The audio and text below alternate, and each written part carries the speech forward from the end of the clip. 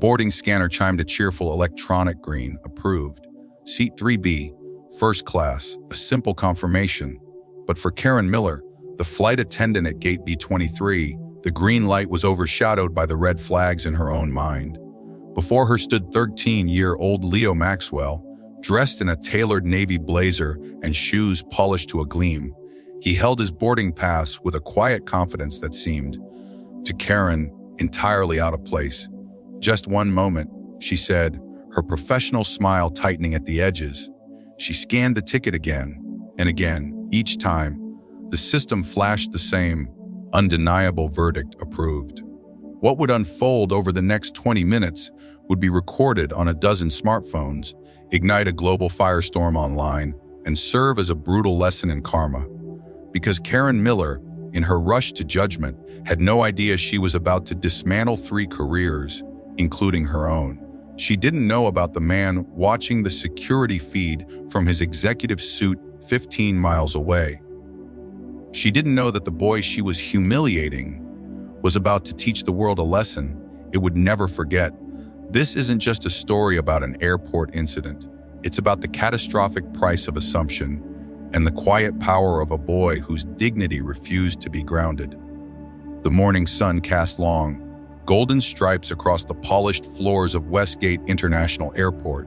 Flight 818 to Chicago was a symphony of practiced privilege. Seasoned executives sealed deals on their phones, socialites adjusted designer scarves, and those who could afford it settled into the serene bubble of the first-class lounge. Leo Maxwell walked through the terminal not with arrogance, but with the earned confidence of a creator.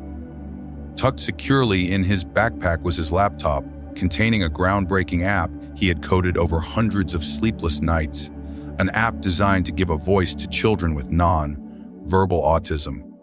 Tomorrow, he was scheduled to present it at the prestigious National Youth Tech Summit in Chicago.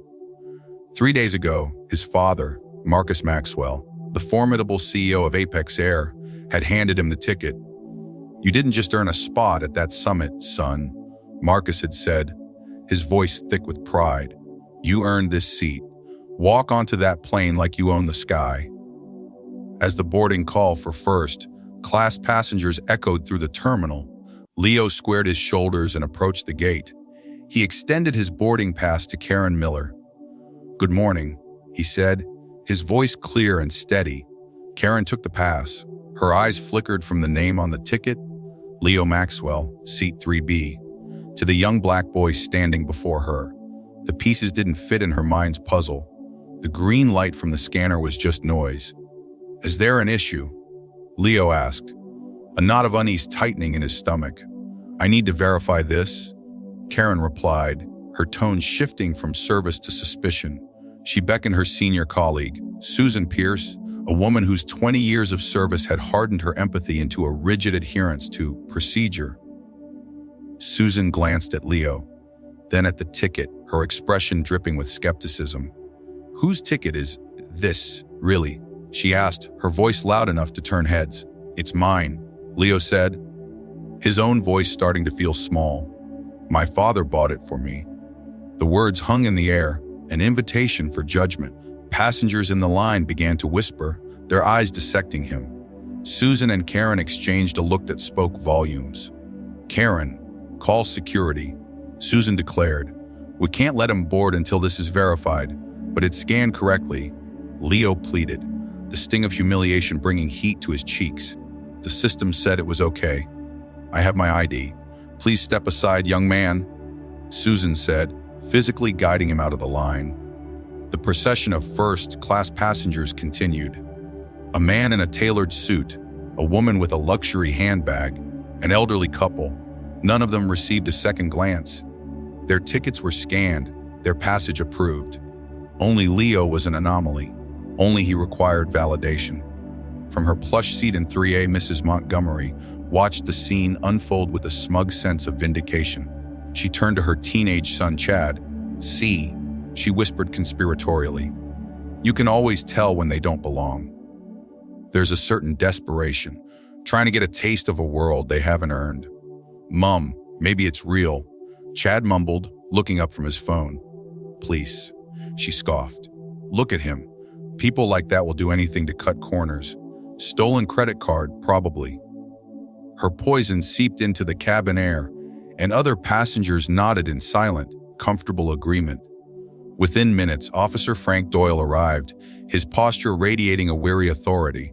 He didn't speak to Leo. He addressed Susan. What's the problem here? Potential ticket fraud, Susan reported, handing him Leo's pass. Haight claims his father bought him a first-class ticket. Doyle looked from the ticket to the 13-year-old boy. His mind was already made up.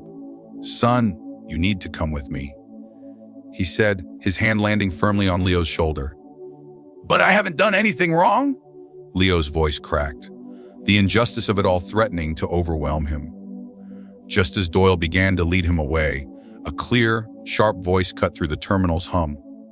Excuse me, officer. Everyone turned. Dr. Anya Sharma, a pediatric surgeon in her early 30s, stepped forward. She wore jeans and a university hoodie, her expression a calm but furious storm. I've been watching this for 10 minutes, she said, addressing Doyle directly. Why is this young man the only passenger whose valid ticket has been questioned? I saw at least 20 people board with the same green light. None of them were asked to step aside. Doyle's jaw clenched. Ma'am, this is a security matter. Actually, Dr. Sharma countered, her voice rising with conviction. It looks like a profiling matter. This child has been nothing but polite.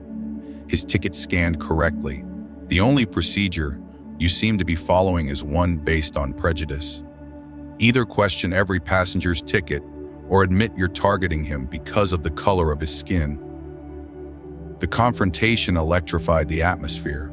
Phones were raised, recording. The private humiliation was now a public spectacle. Inside the plane, Mrs. Montgomery furiously pressed her call button. When Karen appeared, she snapped. This is unacceptable. We are being delayed because of one problem passenger. Remove him so we can depart. Back at the gate, Officer Doyle made the decision that would seal his fate. Son, we're moving you to a seat in coach while we sort this out.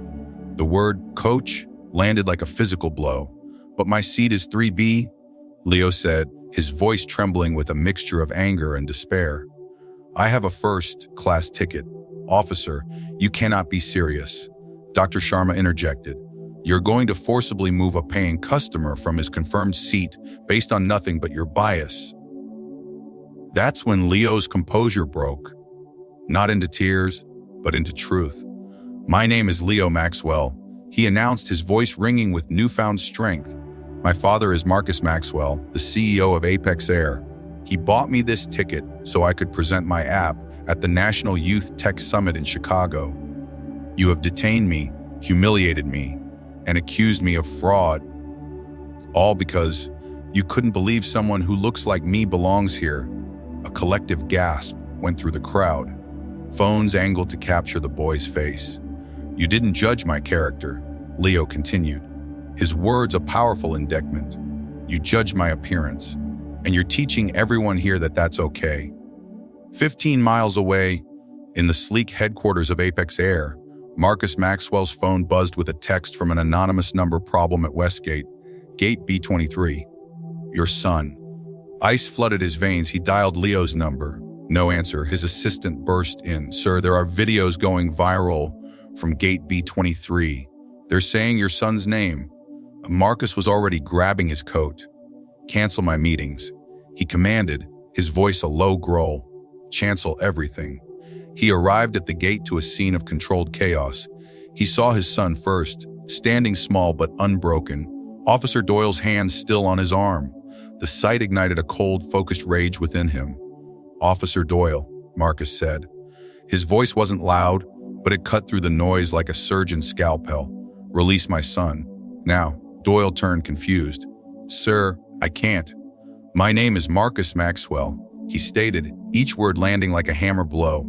I am the CEO of this airline, and you are detaining my son for the crime of using a ticket that I purchased for him. You have 10 seconds to explain why. The blood drained from the faces of Karen, Susan, and Officer Doyle as the devastating reality of their actions crashed down upon them. Marcus turned to his son. Are you okay, Leo? Yes, sir. Did you show them your ticket and offer your ID? Yes, sir. Marcus's gaze returned to the three employees, now frozen in horror. So let me understand your protocol, he said, his voice dripping with ice. You saw a black child with a first-class ticket, and your first instinct was not to verify his purchase, a 30-second phone call, but to detain, humiliate, and remove him.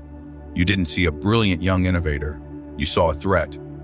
From the plane, Mrs. Montgomery watched, her face ashen. She had just publicly disparaged the son of one of the city's most powerful men.